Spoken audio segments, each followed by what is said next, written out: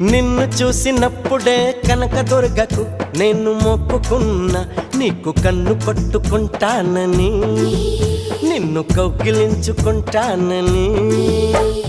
నిన్ను కొలిసినప్పుడే సాయిబాబాకు నేను మొక్కుకున్నా, నీతో సంధి చేసుకుంటానని, నీతో సందులోకి వస్తానని. రాఘవేంద్ర స్వామికి మొక్కుకున్నా, నీతో భాగస్వామి నవుతానని. మూడు కళ్ళ శివునికి మొక్కుకున్నా, నీతో 3 రాత్రులవ్వాలని.